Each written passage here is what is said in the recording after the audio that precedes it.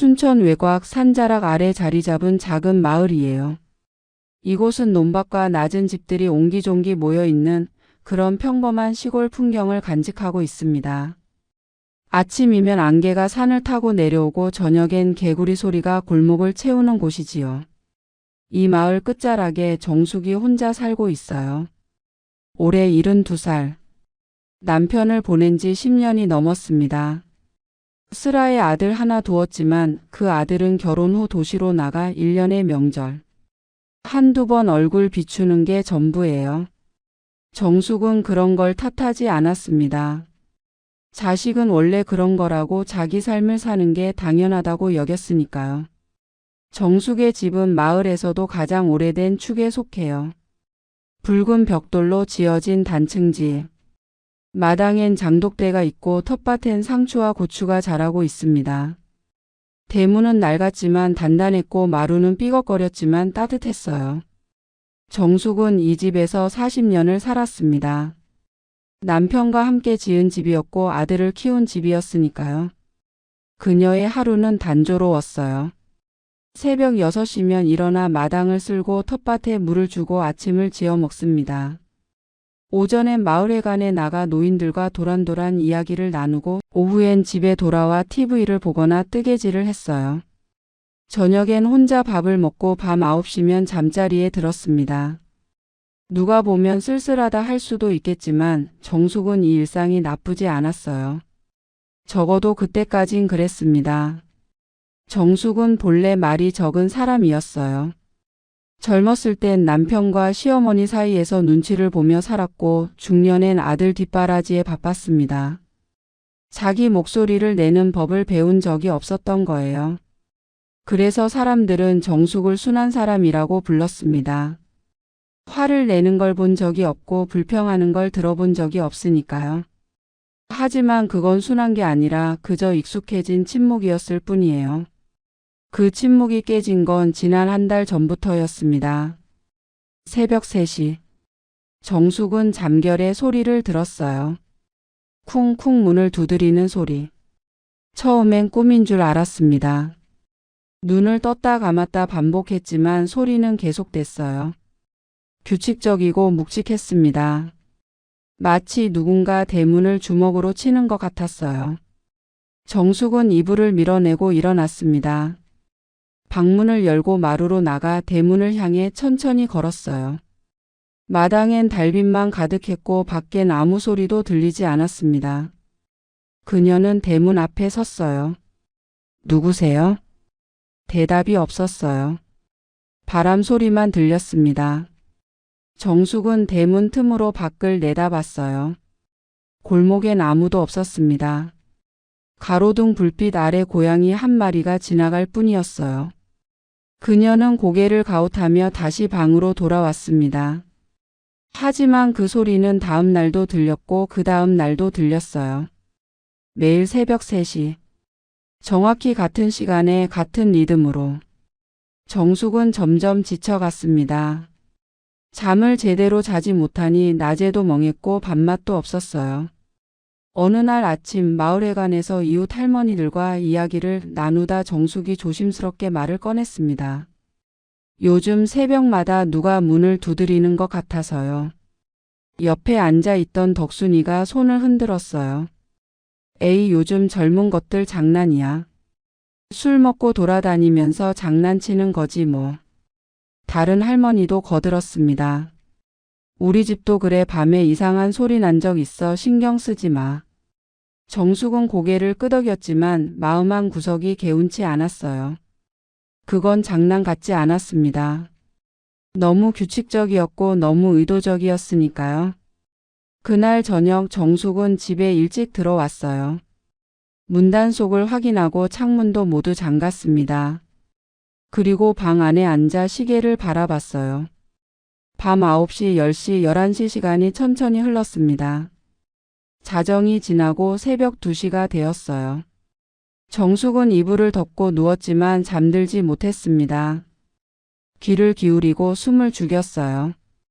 그리고 3시가 되었을 때 쿵쿵 소리가 들렸습니다. 이번엔 확실했어요. 대문을 두드리는 소리. 정숙은 벌떡 일어나 방문을 열고 마루로 나갔습니다.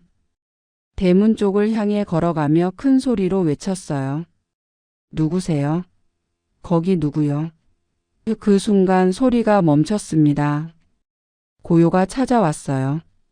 정숙은 대문 앞에 섰지만 밖을 열어볼 용기가 나지 않았습니다.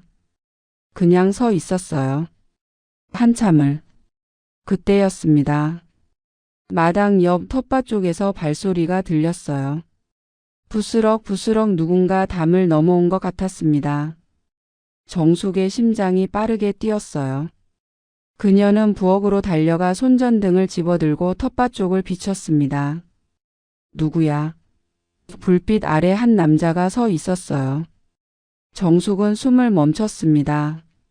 하지만 곧 그 얼굴을 알아봤어요. 진수야? 그는 마을에서 함께 자란 진수였습니다. 정숙보다 10살 아래. 마을 이장을 맡고 있는 사람이었어요. 진수는 손을 들어 보이며 천천히 다가왔습니다. 할머니 놀라셨죠? 죄송해요. 담 넘어온 거 아니에요. 옆집 텃밭 지나온 거예요. 이 시간에 왜 여기 있어? 진수의 얼굴은 심각했습니다. 그는 주위를 둘러보고 정숙에게 가까이 다가와 낮은 목소리로 말했어요. 할머니 오늘 밤만큼은 이 집에서 주무시면 안 됩니다. 뭐라고? 제가 설명할 시간이 없어요. 지금 당장 짐 싸서 나가셔야 해요. 마을회관이든 제 집이든 아무데나 세요. 여긴 위험합니다. 정숙은 이해할 수 없었어요. 하지만 진수의 눈빛은 진지했고 목소리엔 떨림이 있었습니다. 그녀는 본능적으로 느꼈어요. 이건 농담이 아니라고. 알겠어. 그런데 왜 그래야 하는데? 나중에 설명드릴게요. 지금은 일단 나가세요. 제발요.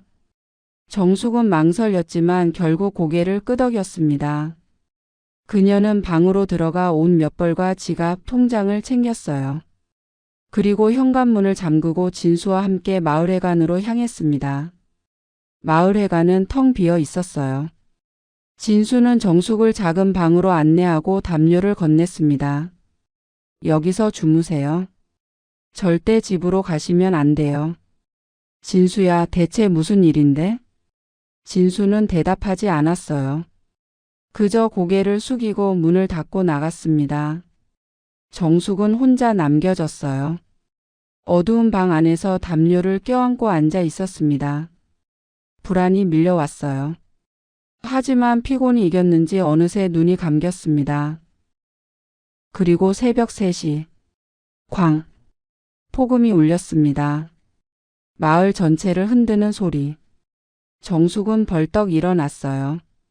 창문 밖을 보니 불빛이 보였습니다. 오렌지빛 화염. 그녀의 집이 있는 방향이었어요. 불이야. 불. 마을 사람들이 뛰쳐나왔습니다. 정숙도 밖으로 나갔어요. 달려갔습니다. 골목을 지나 자신의 집 앞에 섰을 때 집은 무너져 있었습니다. 벽은 무너지고 지붕은 날아가고 불길이 타오르고 있었어요. 정숙은 그 자리에 얼어붙었습니다. 말이 나오지 않았어요. 숨이 막혔습니다. 할머니. 진수가 달려왔어요. 그는 정숙의 어깨를 잡았습니다. 다치신 데 없으세요? 정숙은 대답하지 못했어요. 그저 타오르는 불길을 바라봤습니다. 40년을 살았던 집, 남편과의 추억이 있던 집, 아들을 키운 집, 모든 것이 사라지고 있었어요. 소방차가 도착했고 사람들이 모였습니다. 누군가 말했어요. 가스 터진 것 같은데?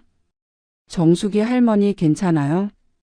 안에 계셨으면 큰일 날 뻔했네. 정숙은 고개를 돌렸습니다. 진수를 봤어요. 그는 불길을 바라보며 입술을 깨물고 있었습니다. 그의 눈엔 분노가 담겨 있었어요. 정숙은 천천히 물었습니다. 진수야, 넌 알고 있었던 거니? 진수는 대답하지 않았어요. 하지만 침묵이 곧 답이었습니다. 불길은 새벽까지 타올랐고 정숙은 그 자리에 서서 모든 것이 제가 되는 걸 지켜봤습니다. 불은 꺼졌지만 연기는 며칠 동안 마을에 머물렀어요. 탄 냄새가 골목을 떠돌고 정숙의 집터엔 검은 잔해만 남았습니다. 벽돌 일부와 녹아내린 철제 대문, 그리고 형체를 알아볼 수 없는 살림살이들. 정숙은 매일 그 자리를 찾아갔어요. 무엇을 찾는 것도 아니었습니다. 그냥 서 있었어요. 자신이 살았던 흔적을 확인하듯. 경찰 조사는 이틀 만에 끝났습니다. 결론은 간단했어요. 가스 누출 사고로 보입니다. 노후된 배관에서 가스가 새고 어떤 점화원에 의해 폭발한 것으로 추정됩니다. 담당 형사는 정숙에게 위로의 말을 건넸어요. 불행 중 다행이에요. 집에 안 계셨으니까요. 몸 조심하시고 보험 처리 잘 받으세요. 정숙은 고개만 끄덕였습니다. 경찰차가 떠나고 마을 사람들도 하나둘 집으로 돌아갔어요. 결국 남은 건 정숙과 진수 그리고 잿더미 뿐이었습니다. 진수는 집터를 천천히 걸어 다녔어요. 무언가를 살피듯 고개를 숙이고 바닥을 들여다봤습니다. 정숙은 그런 그를 지켜봤어요. 한참 후 진수가 입을 열었습니다. 할머니 이거 보세요. 그는 부엌 자리로 추정되는 곳을 가리켰어요. 정숙이 다가가자 진수는 쪼그리고 앉아 바닥에 남은 배관 조각을 보여줬습니다. 여기요. 이 가스관. 뭐가 어떤데? 잘려 있어요. 정숙은 눈을 가늘게 떴습니다. 진수는 녹슨 배관 끝을 손가락으로 가리켰어요. 노후돼서 부식된 게 아니에요. 보세요. 단면이 깔끔해요. 톱으로 자른 흔적입니다. 그럴 리 없어. 경찰도 사고라고 했잖아. 경찰은 제대로 안 봤어요. 대충 보고 끝낸 거예요. 할머니 이건 사고가 아닙니다. 진수의 목소리는 낮았지만 단호했어요. 정숙은 배관을 내려다봤습니다. 잘린 단면. 그녀는 손을 뻗어 만져봤어요. 차갑고 거칠었습니다. 누가 일부러 이런 짓을? 그걸 알아내야 해요. 정숙은 고개를 들어 진수를 봤습니다. 그의 눈엔 확신이 있었어요. 하지만 정숙은 믿고 싶지 않았습니다. 누군가 자신을 죽이려 했다는 사실을. 그건 너무 끔찍한 일이었으니까요. 그날 밤 정숙은 진수의 집에 머물렀어요. 작은 방 하나를 내어준 그는 거실에서 노트북을 켜놓고 무언가를 조사하고 있었습니다. 정숙은 잠들지 못하고 누워 있었어요. 천장을 바라보며 생각했습니다. 누가 나를 죽이려 했을까? 마을 사람들? 아니에요. 그들과는 별다른 갈등이 없었습니다. 이웃들과 다툰 적도 없고 원한을 살 일도 없었어요. 그럼 누구? 그때 한 얼굴이 떠올랐습니다. 며느리 미란이. 아들 준노의 아내. 정숙은 눈을 감았어요. 떠올리고 싶지 않았지만 기억은 선명했습니다. 한 달 전 추석을 앞두고 아들 내외가 찾아왔었어요. 오랜만에 보는 얼굴들이라 정숙은 반가웠습니다. 밥상을 차리고 이야기를 나눴어요. 하지만 분위기는 어색했습니다.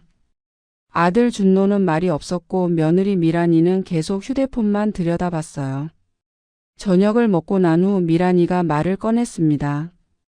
어머니 혹시 보험 드신 거 있으세요? 보험? 무슨 보험? 생명보험이요. 요즘엔 노인분들도 많이 드시던데. 정숙은 고개를 저었어요. 난 그런 거 안 해. 필요 없어. 미란이는 웃었습니다. 하지만 그 웃음은 차가웠어요. 그래도 하나 정도는 들어두시는 게 좋지 않을까요? 만약에 무슨 일 생기면 준노한테도 부담되잖아요. 내가 죽으면 이 집이라도 남겨주면 되지. 집이요? 미란이의 눈빛이 변했어요. 관심이 생긴 표정이었습니다. 이 집 명의가 어머니 거죠? 그럼 내 집이지. 시세가 얼마나 될까요? 정숙은 불편했어요. 며느리가 자꾸 재산 이야기만 하는 게. 하지만 내색하지 않았습니다. 그저 웃으며 대답했어요. 글쎄 잘 모르겠네. 땅값이 얼마나 되는지. 그날 이후 며느리는 두세 번 더 전화를 했어요. 집 이야기를 물었고 보험 이야기를 꺼냈습니다. 정숙은 매번 얼버무렸어요. 하지만 불안이 자라났습니다. 왜 자꾸 재산 이야기를 하는 걸까? 정숙은 이불을 걷어차고 일어났어요. 거실로 나가니 진수가 여전히 노트북 앞에 앉아 있었습니다. 진수야, 아직도 안 자니? 아, 할머니. 안 주무세요? 응. 잠이 안 와서. 진수는 정숙에게 자리를 권했어요. 정숙이 앉아 그는 화면을 돌려 보여줬습니다. 할머니, 이거 좀 보세요. 화면엔 보험사 홈페이지가 떠 있었어요. 그리고 그 안에 사망보험 청구 사전 접수 페이지가 보였습니다. 신청자 이름이 적혀 있었어요. 김미란이. 정숙의 손이 떨렸습니다. 이게 뭐니? 할머니 명의로 보험이 가입되어 있었어요. 한 달 전에. 수익자는 며느리분이고요. 내가 보험 가입한 적 없어. 그럼 위조예요. 서명을 도용한 거죠. 정숙은 화면을 응시했습니다. 며느리의 이름, 사망보험, 사전 접수, 모든 게 연결되기 시작했어요. 그녀는 입술을 깨물었습니다. 그럼 미란이가? 진수는 고개를 끄덕였어요. 확실한 건 아니에요. 하지만 정황상 의심할 수밖에 없습니다. 정숙은 눈을 감았어요. 며느리 아들의 아내, 그녀가 자신을 죽이려 했다는 사실 믿기 어려웠지만 증거는 명확했습니다. 준노는 알고 있었을까? 모르겠어요. 확인해 봐야죠. 정숙은 한숨을 내쉬었습니다. 그녀가 낳고 키운 아들. 설마 그 아이가 엄마를 죽이려는 계획에 동참했을까? 아니길 바랐어요. 하지만 확신할 수 없었습니다. 다음 날 아침 정숙은 결심했어요. 이대로 경찰에 맡기지 않기로. 그들은 이미 사고로 결론 내렸고 다시 수사를 시작할 가능성은 낮았습니다. 그렇다면 자신이 직접 진실을 밝혀야 했어요. 진수야, 나 며느리한테 전화 좀 해볼까? 뭐라고 하실 건데요? 속여볼 거야. 정숙은 휴대폰을 꺼내 며느리의 번호를 찾았어요. 손가락이 떨렸지만 통화 버튼을 눌렀습니다. 신호음이 울렸어요. 한 번, 두 번, 세 번. 여보세요? 며느리의 목소리였습니다. 밝고 가벼웠어요. 정숙은 목소리를 가다듬었습니다. 미란이야, 나야 어머니. 괜찮으세요? 집 불난 거 들었어요. 준노가 내려가려고 했는데 괜찮아, 다치진 않았어. 다행이다. 정말 놀랐어요. 집은 어떻게 됐어요? 다 탔지. 아무것도 안 남았어. 아이고, 그럼 어디서 주무세요? 친구 집에 있어. 근데 미란이야, 내가 결정한 게 있어. 네? 정숙은 잠시 멈췄어요. 그리고 천천히 또박또박 말했습니다. 집터 팔고 서울 올라갈까봐. 준노네 집 근처에 작은 방이라도 얻어서. 전화 너머로 침묵이 흘렀어요. 긴 침묵. 정숙은 숨을 죽이고 기다렸습니다. 정말요? 며느리의 목소리가 달라졌어요. 긴장이 느껴졌습니다. 응. 혼자 여기서 뭐 하겠어. 나이도 있는데. 그럼 집터는 언제 파실 거예요? 모레쯤 중개인 만나볼 거야. 아, 그래요? 알겠어요. 그럼 준노한테 말해둘게요. 통화가 끊겼습니다. 정숙은 휴대폰을 내려놓았어요. 진수가 물었습니다. 어땠어요? 분명히 올 거야. 집터 때문에. 위험할 수 있어요. 알아. 그래도 해야지. 이대로 있을 순 없잖아. 진수는 걱정스러운 표정이었지만 고개를 끄덕였어요. 정숙은 창밖을 바라봤습니다. 하늘은 맑았지만 그녀의 마음은 무거웠어요. 며느리, 아들, 그리고 진실. 이제 모든 걸 끝낼 시간이었습니다. 이틀이 흘렀어요. 정숙은 진수의 집에 머물며 조용히 준비했습니다. 집터를 판다는 거짓말이 미란이를 움직이게 할 거라 믿었어요. 하지만 기다림은 고통이었습니다. 밤마다 잠들지 못하고 낮엔 창밖만 바라봤어요. 혹시 누가 오는 건 아닐까? 혹시 또 무슨 일이 생기는 건 아닐까? 진수는 매일 집터를 지켰어요. CCTV를 설치하고 주변을 살폈습니다. 마을 사람들은 이상하게 여겼지만 묻지 않았어요. 그저 정숙이 집 불나서 난리구만 하며 지나쳤습니다. 사흘째 되는 날 오후 3시쯤이었어요. 정숙의 휴대폰이 울렸습니다. 모르는 번호. 그녀는 진수를 쳐다봤고 진수는 고개를 끄덕였어요. 녹음 버튼을 눌러두었습니다. 정숙이 전화를 받았어요. 여보세요, 어머니, 저예요. 미란이. 왜? 제가 내일 내려갈까 해서요. 어머니 혼자 힘드시잖아요. 집터 정리하는 것도 도와드리고. 정숙은 손을 꽉 쥐었습니다. 목소리를 차분하게 유지했어요. 그래. 그럼 내일 오렴.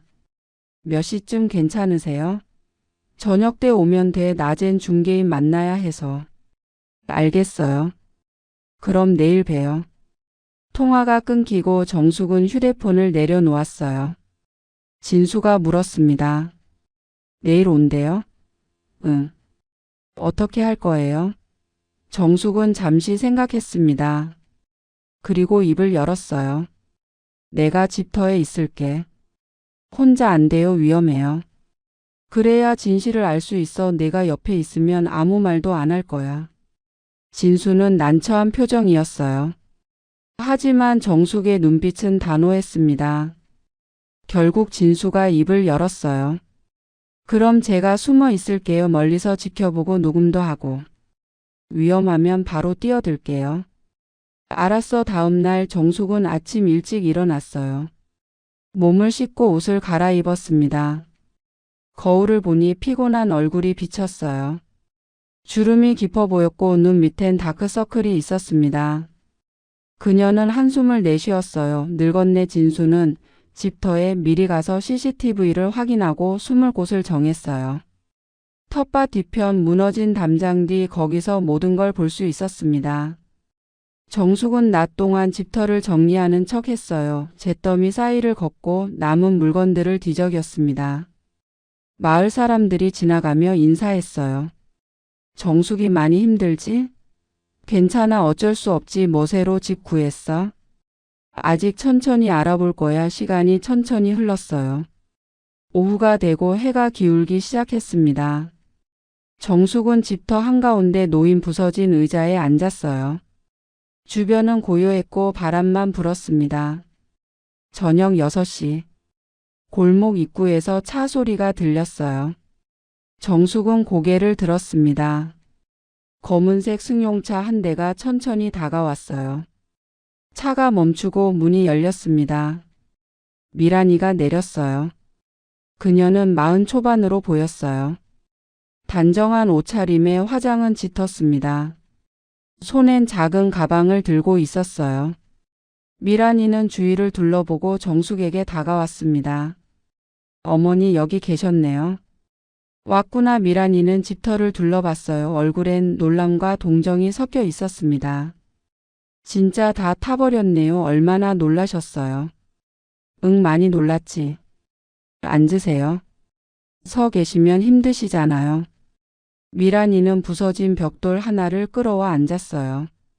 정숙은 그녀를 바라봤습니다. 며느리의 얼굴엔 걱정이 담겨 있었어요. 하지만 정숙은 알았습니다. 그게 진짜가 아니란 걸. 집터는 언제 파실 거예요? 모레쯤 계약할 것 같아. 얼마예요? 3천만 원 정도. 미란이의 눈빛이 흔들렸어요. 실망한 표정이었습니다. 생각보다 적네요. 시골 땅값이 원래 그래. 그럼 그 돈으로 서울에 방 구하시려고요? 작은 거라도. 미란이는 한참 말이 없었어요. 무언가 생각하는 표정이었습니다. 정숙은 숨을 죽이고 기다렸어요. 바람이 불고 어둠이 내려앉기 시작했습니다. 어머니. 미란이가 입을 열었어요. 혹시 보험은 받으셨어요? 무슨 보험?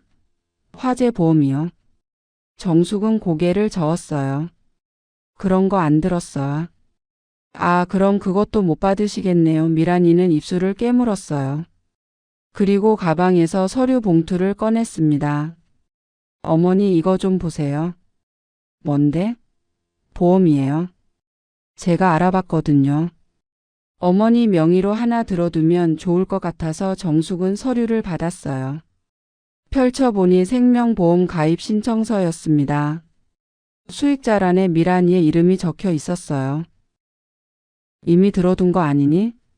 미란이의 얼굴이 굳었어요. 뭐라고요? 한 달 전에 내 명의로 보험 든 거. 그건. 미란이는 말을 잇지 못했어요. 정숙은 서류를 내려놓고 며느리를 똑바로 쳐다봤습니다. 넌 나한테 뭘 바랬니? 어머니 무슨 말씀을. 내가 죽길 바랐지? 미란이는 벌떡 일어났어요. 얼굴이 창백해졌습니다. 아니에요. 그런 거 아니에요. 그럼 뭔데? 보험을 몰래 들고 집에 불을 낸 게. 제가 불 낸 거 아니에요. 진짜예요. 미란이의 목소리가 커졌어요. 정숙은 자리에서 일어났습니다. 두 사람은 마주 보고 섰어요. 어둠이 그들을 감쌌습니다. 그럼 누가 낸 건데? 미란이는 대답하지 못했어요. 그저 고개를 흔들었습니다. 그때 골목 입구에서 발소리가 들렸어요. 두 사람은 동시에 고개를 돌렸습니다. 누군가 걸어오고 있었어요. 천천히 조심스럽게. 정숙은 눈을 가늘게 떴습니다.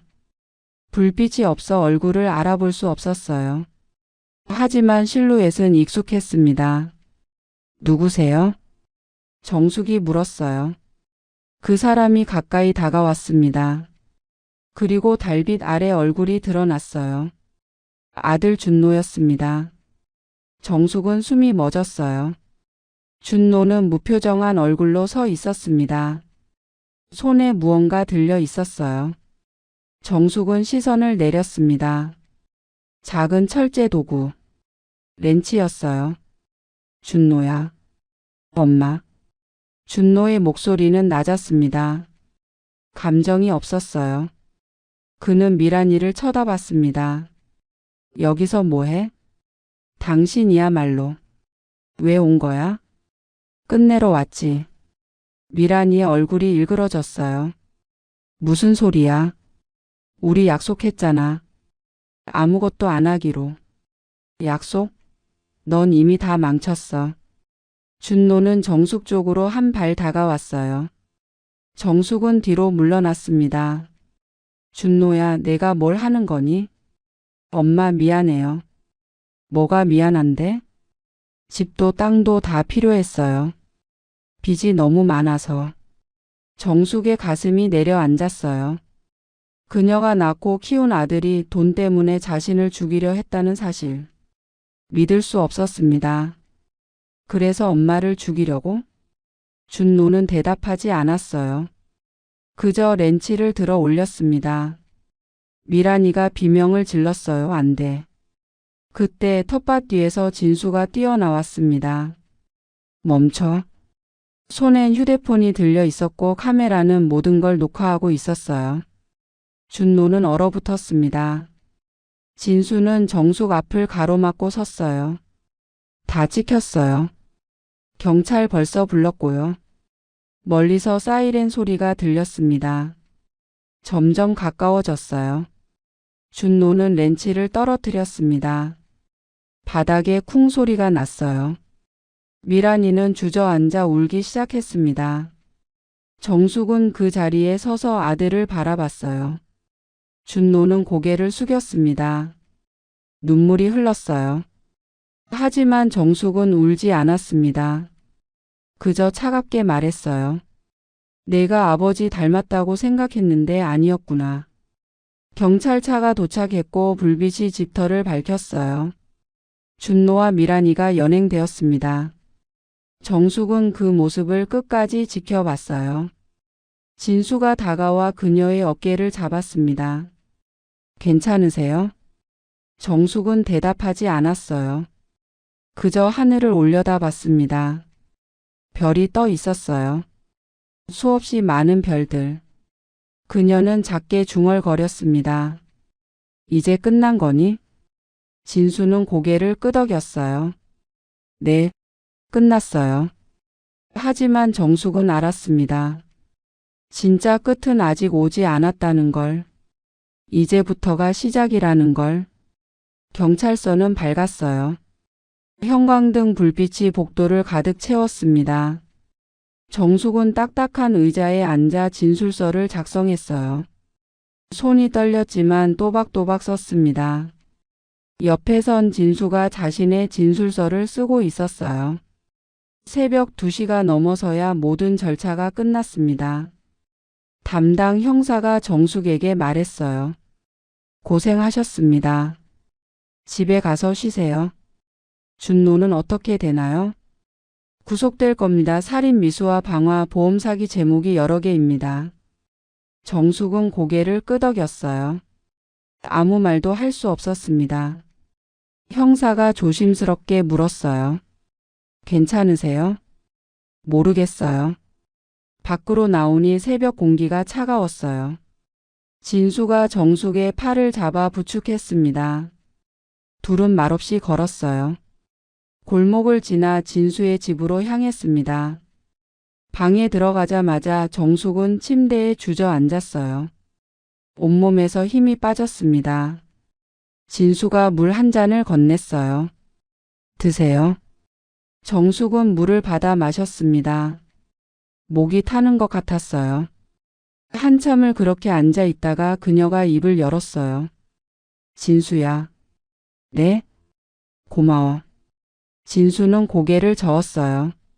아니에요. 저도 어머니 생각이 많이 났어요. 내 어머니? 네. 돌아가시기 전에 제가 옆에 없었거든요. 진수의 목소리가 낮아졌어요.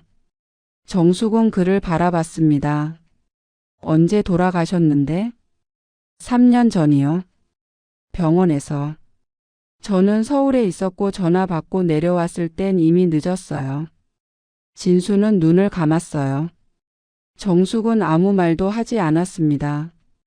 그저 기다렸어요. 그래서 할머니 도와드리고 싶었어요. 제가 어머니한테 못해드린 거 할머니한텐 하고 싶었거든요. 정숙은 진수의 손을 잡았어요. 주름진 손과 젊은 손이 맞닿았습니다. 내 어머니도 고마워했을 거야. 내가 이렇게 착한 사람으로 자란 걸. 진수는 고개를 끄덕였어요. 두 사람은 한참을 그렇게 앉아 있었습니다. 며칠이 지났어요. 정숙은 진수의 집에 머물며 천천히 마음을 추스렸습니다. 마을 사람들이 찾아왔어요. 음식을 가져오고 위로의 말을 건넸습니다. 정수가 많이 힘들지? 괜찮아. 살아있으니까. 아들이 그런 짓을 하다니 우리도 믿기지가 않아. 나도 그래. 하지만 정숙은 무너지지 않았어요. 울지도 않았습니다. 그저 하루하루를 견뎠어요. 아침엔 일어나 밥을 짓고 낮엔 텃밭을 돌봤습니다. 저녁엔 마을회관에 나가 사람들과 이야기를 나눴어요. 일주일 후 변호사에게서 연락이 왔어요. 준노의 국선 변호인이었습니다. 어머님, 준노 씨가 면회를 요청했습니다. 그래요? 가실 건가요? 정숙은 한참을 망설였어요. 아들. 자신을 죽이려 했던 아들. 보고 싶지 않았습니다. 하지만 동시에 궁금했어요. 왜 그랬는지.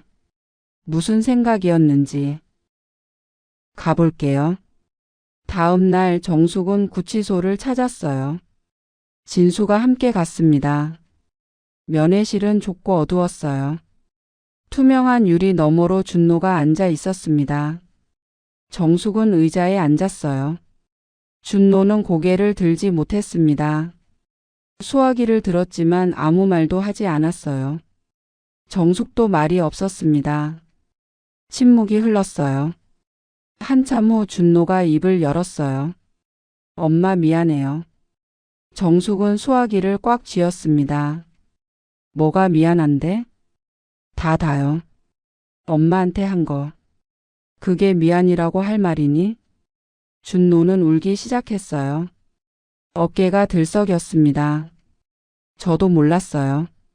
이렇게까지 될 줄은 빚이 너무 많아서 미란이가 자꾸 돈 이야기를 해서 정신이 없었어요. 그래서 엄마를 죽이려고? 아니에요. 처음엔 그럴 생각 없었어요. 그냥 보험금만 생각했는데 미란이가 집을 불태우자고 해서. 넌 말렸어야지. 말렸어요. 근데 안 들었어요. 그리고 저도 너무 힘들어서 생각을 못했어요. 정숙은 아들을 바라봤어요. 창백한 얼굴, 움푹 들어간 눈. 자신이 낳은 아들이 맞나 싶었습니다. 준노야. 네. 엄마는 내가 힘든 줄 몰랐어. 물어보지도 않았고. 엄마 잘못 아니에요. 그래도 미안하다. 엄마가 좀 더 관심 가졌으면 이렇게까지 안 됐을 텐데. 준노는 고개를 저었어요. 엄마 잘못 아니에요. 다 제 잘못이에요. 정숙은 한숨을 내쉬었습니다. 이제 어떻게 할 거니? 벌 받을 거예요. 마땅히 받아야죠. 미란이는? 갈라서기로 했어요. 아이들은 친정에 맡기고. 정숙은 눈을 감았어요. 손자들. 이제 할머니도 없이 자라야 할 아이들. 가슴이 아팠습니다. 엄마 나중에 나가면 찾아뵐게요. 용서해달라고 안 할게요. 그냥 사과하고 싶어요. 정숙은 대답하지 않았어요. 그저 수화기를 내려놓고 일어났습니다. 뒤돌아보지 않고 밖으로 나왔어요. 진수가 기다리고 있었습니다. 어땠어요? 모르겠어. 괜찮으세요? 정숙은 고개를 끄덕였어요. 하지만 눈가가 붉어졌습니다. 진수는 아무 말 없이 그녀의 어깨를 토닥였어요. 돌아오는 길 차 안은 조용했어요. 창밖으론 논밭이 펼쳐졌습니다. 가을이 깊어지고 있었어요. 황금빛 벼가 고개를 숙였고 하늘은 높고 맑았습니다.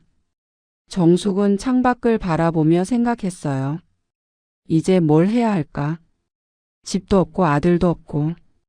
남은 건 자신뿐이었습니다. 마을에 도착하자 진수가 물었어요. 할머니 앞으로 어떻게 하실 거예요? 모르겠어. 생각해봐야지. 우리 집에 계셔도 돼요. 오래. 고맙긴 한데 그럴 순 없지. 왜요? 넌 내 삶이 있잖아. 할머니 돌보느라 인생 낭비하면 안 돼. 진수는 웃었어요. 낭비 아니에요. 할머니랑 있는 게 좋은데요. 정숙도 미소를 지었습니다. 오랜만에 짓는 웃음이었어요. 그날 밤 정숙은 오랜만에 깊이 잠들었어요. 꿈을 꿨습니다. 남편이 나왔어요. 젊었을 적 모습으로. 그는 웃으며 손을 내밀었습니다. 괜찮아. 이제 괜찮을 거야. 정숙은 그 손을 잡으려 했어요. 하지만 손이 닿기 전에 깨어났습니다. 새벽 6시. 밖에선 새가 울고 있었어요. 정숙은 일어나 창문을 열었어요. 신선한 공기가 들어왔습니다. 하늘은 밝아지고 있었어요. 그녀는 깊게 숨을 들이마셨습니다. 살아야지. 작은 목소리였지만 단단했어요.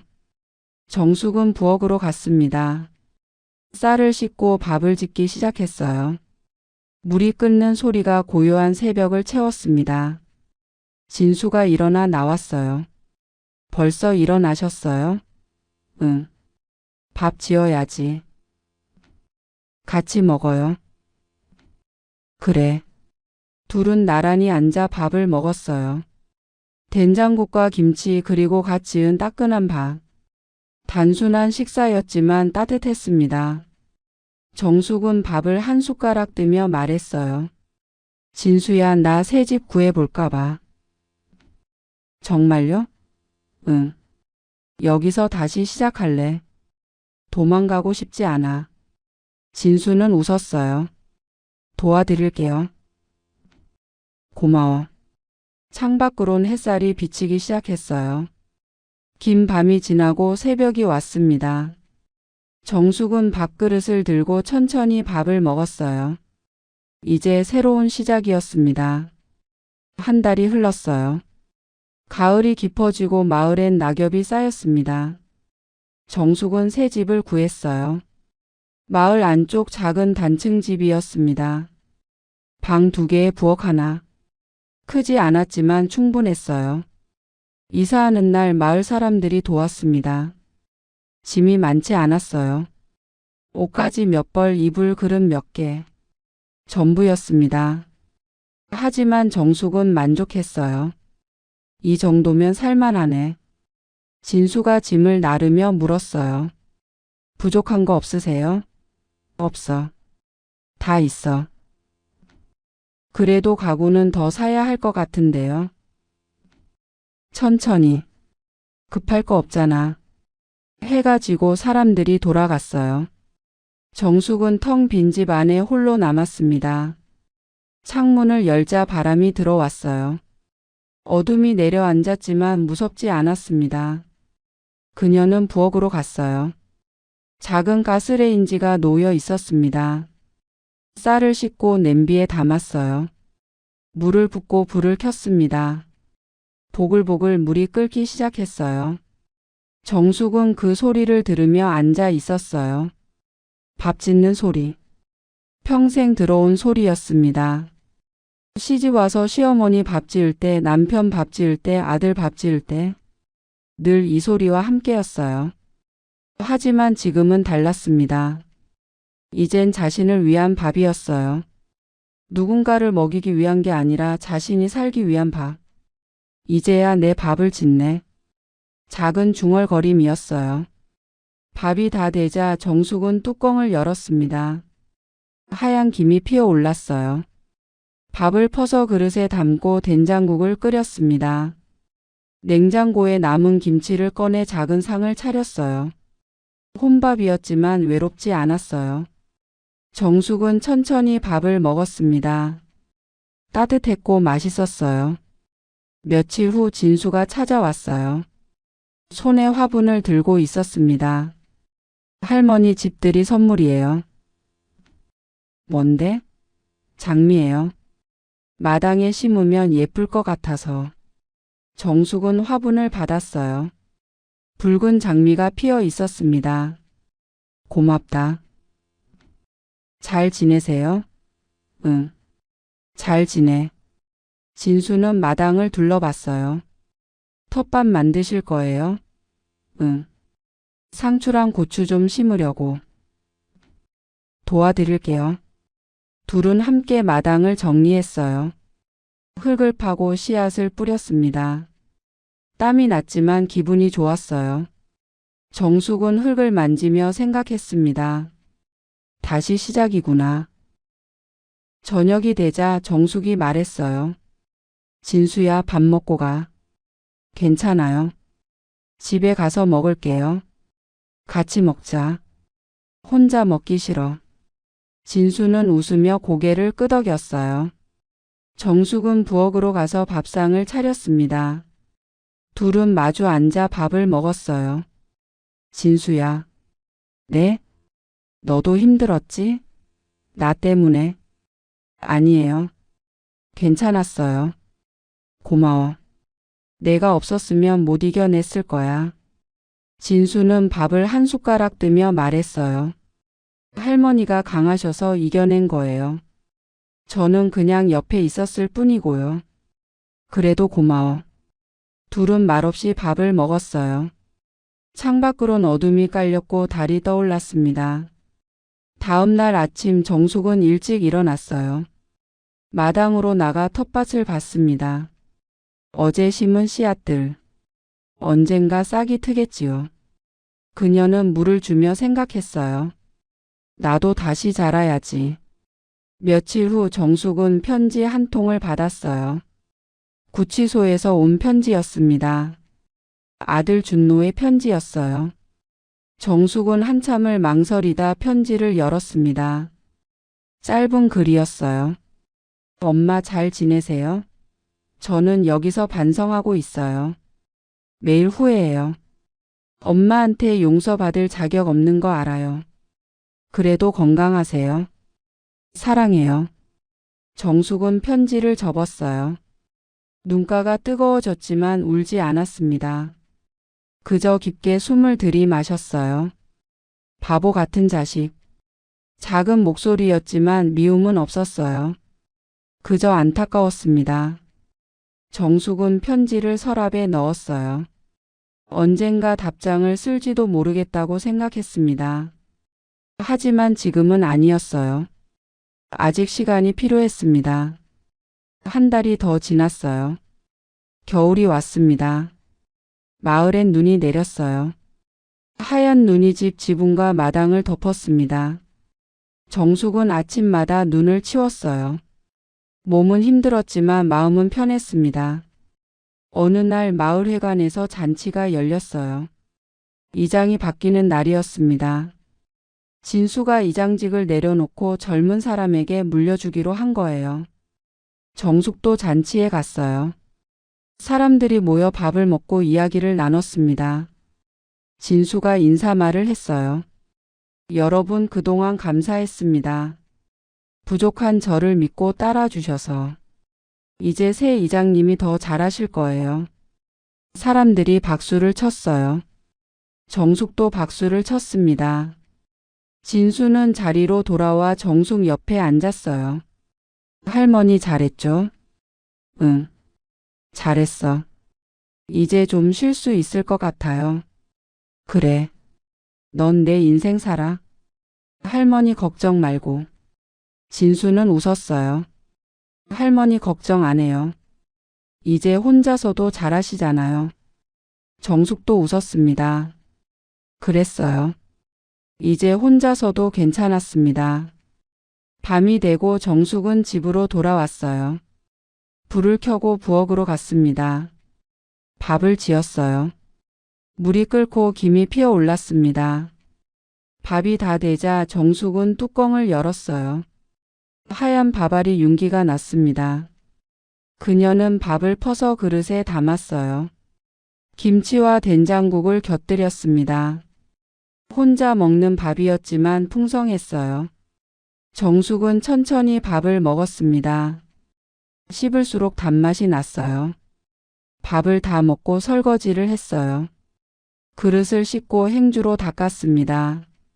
부엌을 정리하고 불을 껐어요. 방으로 돌아와 누웠습니다. 이불을 덮고 눈을 감았어요. 밖에선 바람 소리가 들렸습니다. 고요했어요. 정숙은 생각했어요. 많은 일이 있었구나. 집이 불타고 아들이 배신하고. 하지만 살아남았어요. 그리고 다시 시작했습니다. 나도 참 잘 버텼네. 작은 중얼거림이었어요. 그녀는 미소를 지었습니다. 눈가에 주름이 깊어졌지만 따뜻한 미소였어요. 그때 문 밖에서 소리가 들렸어요. 쿵쿵 누군가 문을 두드리는 소리. 정숙은 눈을 떴어요. 하지만 놀라지 않았습니다. 일어나 문을 열었어요. 밖엔 아무도 없었어요. 그저 바람만 불고 있었습니다. 하지만 정숙은 알았어요. 이건 공포가 아니란 걸. 이건 삶이 다시 문을 두드리는 소리란 걸. 들어와. 정숙은 문을 활짝 열었어요. 바람이 집 안으로 들어왔습니다. 차가웠지만 상쾌했어요. 그녀는 깊게 숨을 들이마셨습니다. 이제 괜찮아. 문을 닫고 방으로 돌아왔어요. 다시 누워 눈을 감았습니다. 이번엔 편안했어요. 곧 잠이 들었습니다. 꿈을 꿨어요. 밝은 꿈이었습니다. 햇살 가득한 마당에서 텃밭에 물을 주고 있었어요. 상추가 파랗게 자라고 고추가 빨갛게 익었습니다. 남편이 옆에서 웃고 있었어요. 잘하고 있어. 정숙도 웃었어요. 응, 잘하고 있어. 다음 날 아침 정숙은 일어나 창문을 열었어요. 해가 떠오르고 있었습니다. 새들이 울고 마을이 깨어났어요. 부엌으로 가서 밥을 지었어요. 물이 끓고 김이 피어올랐습니다. 그 향이 집 안을 채웠어요. 정숙은 밥을 퍼서 상에 놓았어요. 혼자 먹는 밥이었지만 행복했습니다. 천천히 감사하며 먹었어요. 밥을 다 먹고 밖으로 나갔어요. 마당에 서서 하늘을 올려다봤습니다. 구름 한 점 없는 맑은 하늘이었어요. 오늘도 좋은 날이네. 정숙은 미소를 지으며 텃밭으로 갔어요. 물을 주고 흙을 만졌습니다. 손끝에서 생명이 느껴졌어요. 삶은 계속됩니다. 아픔이 있어도 배신이 있어도 그래도 밥을 짓고 물을 주고 하루를 살아가는 거예요. 그게 삶이니까요. 정숙은 그걸 알았어요. 그리고 받아들였습니다. 해는 높이 떠오르고 마을은 따뜻한 빛으로 가득 찼어요. 정숙은 그 빛 속에서 조용히 미소 지었습니다. 새벽의 두드림은 이제 공포가 아니었어요. 그건 새로운 시작을 알리는 소리였습니다. 매일 아침 삶이 다시 문을 두드리는 소리. 그리고 정숙은 그 문을 열 준비가 되어 있었어요. 오늘도 제 이야기를 끝까지 들어주셔서 감사해요. 힘든 순간에도 다시 일어서는 정숙 할머니처럼 여러분도 오늘 하루를 따뜻하게 시작하시길 바랄게요. 밥 한 끼의 소중함을, 옆에 있는 사람의 고마움을 느끼는 하루 되세요. 여러분 모두 행복하세요. 그럼 다음 이야기에서 또 만나요. 끝까지 봐주셔서 감사합니다. 구독과 좋아요, 댓글로 여러분의 생각을 들려주세요.